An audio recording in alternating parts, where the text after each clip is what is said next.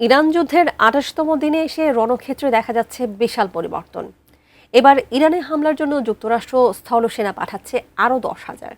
ওয়াশিংটনের সম্ভাব্য অভিযান রুখতে এবার কয়েক লাখ যোদ্ধার এক বিশাল প্রাচীর করে তুলেছে তেহরান।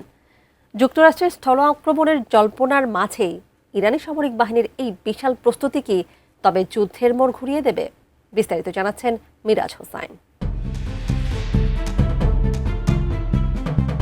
২৮ ফেব্রুয়ারি থেকে শুরু হওয়া যুক্তরাষ্ট্র ও ইসরায়েলের যৌথ সামরিক অভিযান এখন এক চূড়ান্ত সংঘাতের দিকে মোড় নিয়েছে।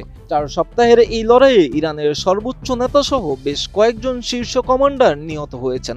তছনছ হয়ে গেছে দেশটির গুরুত্বপূর্ণ সামরিক ও বেসামরিক অবকাঠামো। তবে এত বড় ক্ষতির মুখেও দমে যায়নি তেহরান, বরং পাল্টা আঘাত হিসেবে মধ্যপ্রাচ্যে থাকা মার্কিন ও ইসরায়েলি ঘাঁটিগুলোতে দফায় দফায় ক্ষেপণাস্ত্র ও ড্রোন হামলা চালিয়ে যাচ্ছে তারা।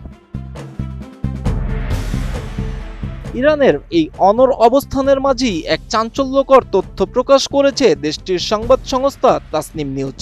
এতে বলা হয়েছে, যুক্তরাষ্ট্রের সম্ভাব্য স্থল অভিযান ঠেকাতে ১০ লাখেরও বেশি ইরানি যোদ্ধাকে এরই মধ্যে সংগঠিত করা হয়েছে। উন্নত মানের কাঁচামাল আরআইএল অ্যাঙ্গেল এন্ড চ্যানেল। এখন কাঠের দিন শেষ, আরআইএল এর বাংলাদেশ। হুঁশিয়ারি দিয়ে আইআরজিসি বলেছে, ইরানি যোদ্ধারা নিচে মাটিতে মার্কিন বাহিনীর জন্য একটি ঐতিহাসিক জাহান্নাম তৈরি করতে প্রস্তুত। বর্তমানে হাজার হাজার তরুণ যুদ্ধে যাওয়ার জন্য আবেদন করছে বাসিজ ও বিপ্লবী গার্ডস বাহিনীর সদর দপ্তরে।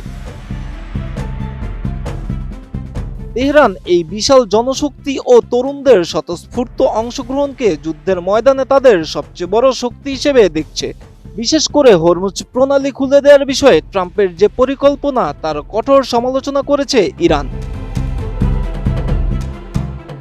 যুদ্ধের নিয়ন্ত্রণ নেয়া ইরানের বিপ্লবী বাহিনীর মতে, যুক্তরাষ্ট্র ধ্বংসাত্মক কৌশলের মাধ্যমে এই পথ খুলতে চাইছে, যা আসলে এক ধরনের আত্মঘাতী সিদ্ধান্ত।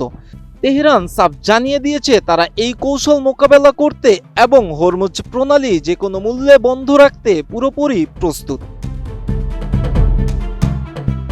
বিশ্লেষকরা বলছেন, ১০ লাখ যোদ্ধার এই সমাবেশ কেবল একটি সংখ্যা নয়, বরং এটি ওয়াশিংটনকে দেয়া তেহরানের একটি শক্তিশালী রাজনৈতিক বার্তা। যেখানে মার্কিন ও ইসরায়েলি বিমান হামলায় ইরানের অপূরণীয় ক্ষতি হয়েছে, সেখানে এই বিশাল স্থলবাহিনী গঠন যুদ্ধের সমীকরণকে আরো জটিল করে তুলবে। Miraj Hossain, ATN news.